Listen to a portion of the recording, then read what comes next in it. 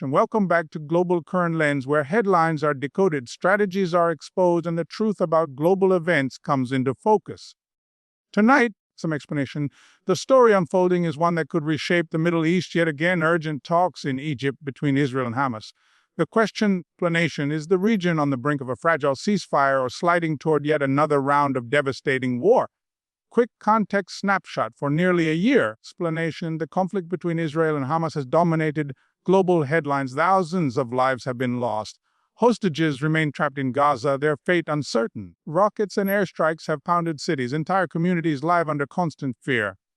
Now that Cairo has become the stage for high-stakes negotiations, Egypt, long a regional mediator, is hosting talks involving Israeli officials, Hamas representatives, and behind-the-scenes American and Qatari diplomats. At stake, not only the possibility of a temporary truce, but also a deal that could free dozens of hostages. But these negotiations are fragile. One wrong move, one unexpected attack, and everything could collapse. Explanation. To understand the stakes, we need to explore what's happening right now, how history has shaped this moment, how the world is reacting, and what futures might unfold. The immediate event in recent days, delegations from Israel and Hamas arrived in Cairo under heavy security. Egyptian intelligence, explanation, well practiced in shuttle diplomacy, has been working around the clock to craft a framework both sides might accept. According to leaked reports, the central issue is a phased agreement. Hamas would release a group of Israeli hostages, including women and children, in exchange for a temporary halt to Israeli airstrikes and a pause in ground operations inside Gaza. In return, Israel might allow limited humanitarian aid into the territory, food, medicine, and fuel desperately needed by civilians. But this is only the surface. Beneath it lies a deeper question: does either side truly want a ceasefire, or are these talks simply a pause to regroup, rearm, and reset the battlefield? Israeli officials face enormous pressure at home. Families of hostages have staged demonstrations outside the prime minister's residence, explanation, demanding action to bring their loved ones home. At the same time, Israel's military leadership argues that halting operations too soon could allow Hamas to recover and strengthen its defenses. On the other side, Hamas faces its own dilemmas. The group is battered but not broken. It holds hostages as one of its last major bargaining chips. But with mounting casualties in Gaza and growing anger among Palestinians, Hamas risks losing credibility if it appears too willing to compromise. Egypt's role is crucial. Cairo has been here before, mediating previous ceasefires, often with short-lived results. Explanation: the Egyptian government fears that an uncontrolled escalation could spill across its own borders, destabilizing Sinai and sparking unrest at home. This is not just another round of negotiations. It is a high-wire act where every concession, every delay, explanation, and every word could decide whether bombs fall tomorrow or silence holds for a while. Historical and political context. To understand why these negotiations matter so deeply, we must revisit the long and bloody history that shaped them. The conflict between Israelis and Palestinians stretches back over a century, rooted in competing claims to land, religion, and identity. For decades, Gaza has been a focal point of confrontation. In 2007, Hamas seized control of the Strip after a brief civil war with Fatah, has enforced a blockade, citing security concerns. The result: Gaza became both fortress and prison. Wars have erupted repeatedly: 2008, 2012, 2014, and beyond. Each round followed a grim pattern: rocket fire from Gaza, Israeli airstrikes in response, ground incursions, civilian deaths, and finally, international calls for calm. Ceasefires were reached, often brokered by Egypt or Qatar, but rarely lasted more than months or years. The current conflict began with a shock. Hamas launched an unprecedented assault, breaching Israeli defenses, killing civilians, and taking hostages. Explanation: Israel responded with overwhelming force, launching one of the most intense military campaigns in recent memory. Entire neighborhoods in Gaza were reduced to rubble. The humanitarian crisis became impossible to ignore. Politically, the stakes are enormous. In Israel, the government led by Prime Minister Benjamin Netanyahu faces internal division. His leadership has been weakened by public anger over security failures and the prolonged war. For Hamas, survival itself is a victory. Remaining in power despite Israel's military campaign reinforces its narrative of resistance. The regional dimension is equally important. Egypt, Jordan, Qatar, Iran, Turkey, each plays a role, whether as mediator, supporter, or adversary. The United States remains Israel's closest ally, while much of the Arab world views the conflict as a symbol of broader injustice against Palestinians. This long, bitter history explains why ceasefire talks are so frothed.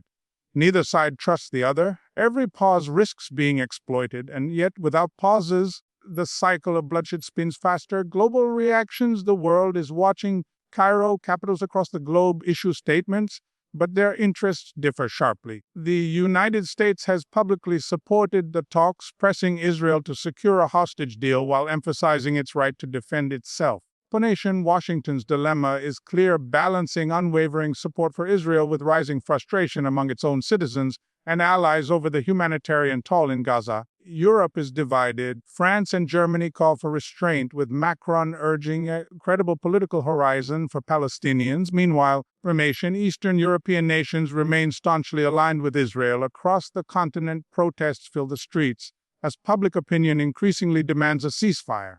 In the Arab world, reactions are sharper. Egypt fears instability. Jordan faces pressure from its large Palestinian population, and Qatar, long a sponsor of Hamas, positions itself as a mediator. Iran, meanwhile, denounces Israel's actions and threatens wider escalation through its regional allies, including Hezbollah in Lebanon. At the United Nations, debates are fierce. Resolutions demanding ceasefires have been vetoed in the Security Council, revealing deep geopolitical divides. Developing nations accuse the West of double standards, while Western powers argue about the conditions under which Hamas should be engaged. Global media adds another layer. Images of bombed buildings, grieving families, and displaced civilians flood screens worldwide. Public sentiment increasingly pushes governments to act, yet the corridors of power move slower than the speed of outrage. This is not just a regional conflict. It is a global spectacle shaping diplomacy, trade, and even domestic politics thousands of miles away. Economic and strategic stakes beyond the headlines. The war has profound economic and strategic implications. For Israel, the war is a drain on resources.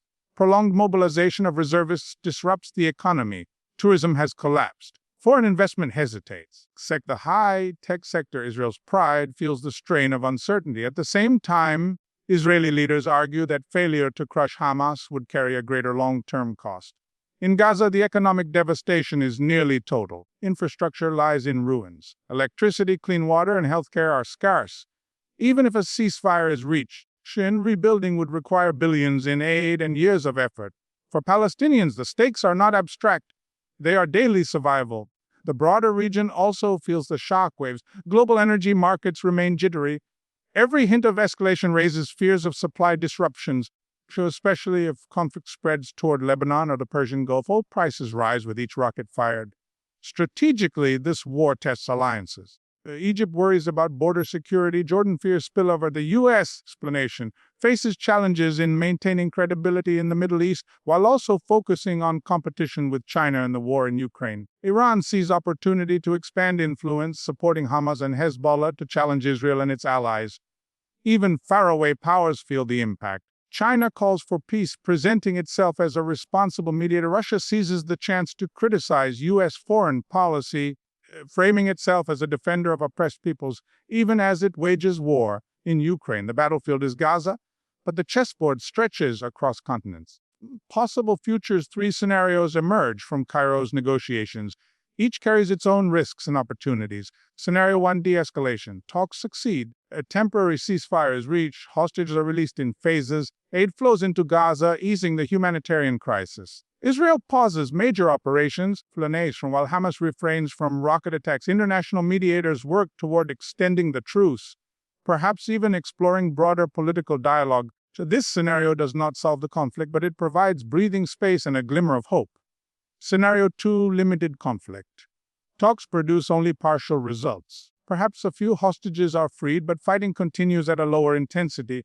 Sporadic rocket fire, targeted Israeli strikes, and ongoing humanitarian suffering define the landscape.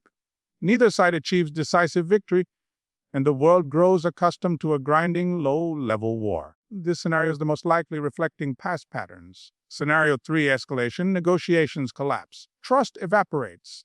A new wave of violence erupts. Israel launches expanded operations, possibly targeting Hamas leadership directly. Hamas responds with intensified rocket fire, and Hezbollah may enter the fray from Lebanon. Regional tensions explode. Oil prices spike. International pressure mounts, but the war spins out of control. This is the nightmare scenario, yet it remains a real possibility. Which path will be taken depends not only on decisions in Cairo, but on calculations in Tel Aviv, Gaza, Washington, Tehran, and beyond. Tension peak and big question right now, the negotiators in Cairo face a razor's edge. Every passing hour could mean the difference between families reunited or funerals prepared. The question hangs heavy. Explanations the world about to witness a fragile ceasefire or the opening act of an even darker chapter. The Middle East has seen too many false dawns, too many ceasefires announced, celebrated, and shattered. Yet even a pause in violence can mean lives saved, homes spared, and hope preserved. Explanation: the talks in Egypt are not just about hostages or borders, they are about the possibility, however slim, of breaking a cycle of war that has scarred generations. What comes next will not only shape Israel and Gaza, but ripple far beyond to global markets, regional alliances, and the fragile balance of world politics. As always, we'll be watching. Stay with us as Global Current Lens continues to decode these urgent events, cutting through the fog of war to bring clarity where it is needed most.